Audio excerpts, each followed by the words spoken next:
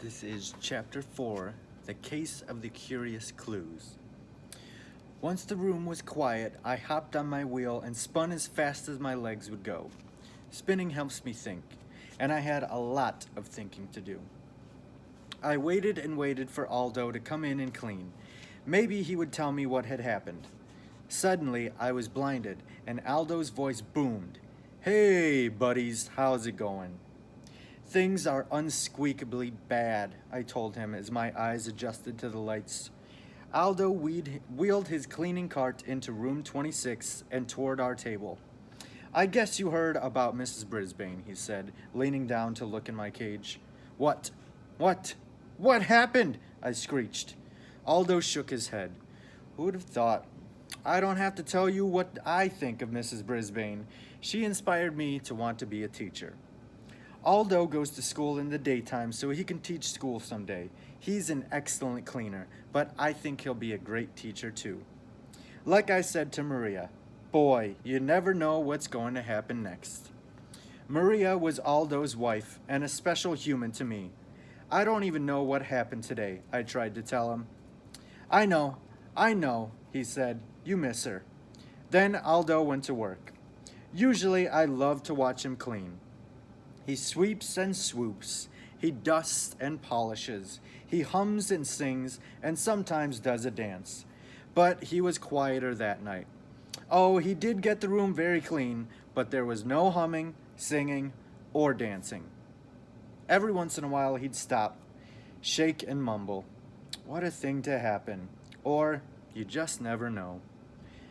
I certainly didn't know what was going on, and I wished somebody would tell me.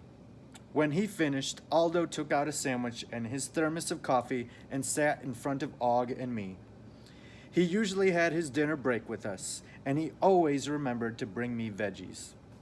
"Here you go, Humphrey, old pal," he said as he pushed a sweet, crunchy celery stick into my cage. Thanks, I squeaked. Then he dropped a fishy frog stick into Og's tank. My neighbor splashed happily. "Hey, I was thinking about that Sherlock Holmes book," Aldo said. "I think I'm going to read that story about the redhead again." "Read it now," I begged him. "Please." But Aldo just ate and packed up his cleaning supplies and wheeled his cart out of room 26. "You two have a good night," he said as he switched off the lights. I was disappointed to see him go. It might be a long time before I had the chance to hear the end of that story. But after I thought about it some more, I decided to take things into my own paws. When I saw the lights of Aldo's car leave the parking lot near my window, I jiggled the lock that doesn't lock and opened my cage. First, I needed to talk to Og. I was thinking, if we knew how Sherlock Holmes solved a mystery, maybe we could solve our mystery, I squeaked. "Boing, boing," Og twanged. "I mean, the mystery of what happened to Mrs. Brisbane," I explained patiently. I tried hard to be patient with Og because frogs don't always think like hamsters. I guess they wouldn't, since we're different species. "Don't worry, Og," I said. "I have a plan." Aldo had very kindly left the blinds open so the street light outside lit up the room inside. I moved to the edge of the table and grabbed one of the legs. Taking a deep breath, I glided down. I've done it many times before. It's thrilling and slightly scary and definitely dangerous. Once I hit the floor, I scurried over to Mrs. Brisbane's desk. That desk is extremely tall from a hamster's eye view. I had another lucky break. Mrs. Brisbane's chair was pushed close to the drawers of her desk, so getting to the big red book on top wouldn't be too difficult. I stood on my tippy toes and reached up to grab the bar between the chair legs. I used every ounce of my strength I could gather to pull myself up. Then I grabbed the next highest bar and, oof, pulled myself up again. All that exercise I get spinning my wheel and rolling in my hamster ball has made me a super strong hamster. Those veggies help too. Next, I grabbed onto the arm of the chair and inched my way up to the seat. Phew! I was so tired my whiskers were wilting, but I was only halfway to my goal. Og sent me some encouraging boing boings. I rested for a few seconds, then reached up again, grabbed the edge of the desk, pulled myself up, and threw myself onto the desktop. Whew! Og splashed excitedly. After I caught my breath, I hurried over to the big book with the thick red cover. Along the side, in big black letters, it read, The Adventures of Sherlock Holmes. I felt a little shiver as I looked at the picture of the great man with his deer stalker hat. Boing, boing, boing, Og called impatiently. Okay, I'm going to open the book, I squeaked back. We'll find out how to be detectives soon. I reached up to to touch the edge of the top cover. Oomph! I pushed hard with both paws. Nothing happened. I pushed again. Harder. Nothing happened. Again. It's very heavy, Og, I squeaked, but I was so out of breath I'm not sure he could hear me. I wish there weren't quite so many stories about Sherlock Holmes. When I failed to budge the cover the third time, I decided to try something else. I looked around the desktop and saw a pencil. Maybe I could use that to push the cover open. I rolled it over to the book, propped it up under the cover, and gave it a mighty push. It pushed right back, I guess, and I fell backward. The pencil rolled off the edge of the desk. I hate to think what would have happened if I'd rolled off the edge. As I tried to catch my breath, I heard Og splashing wildly. Boing, boing, boing, boing, boing. I'm all right, Og, I called to him, but I can't get the book open. I'm not one to give up easily, but I was exhausted, and I knew it wouldn't be long before school began. It hadn't been a successful night, but it would be even worse if I got caught outside my cage. So I slid down the side of the desk, much faster than when I climbed up. I raced across the floor and grabbed onto the long cord that hangs down from the blinds.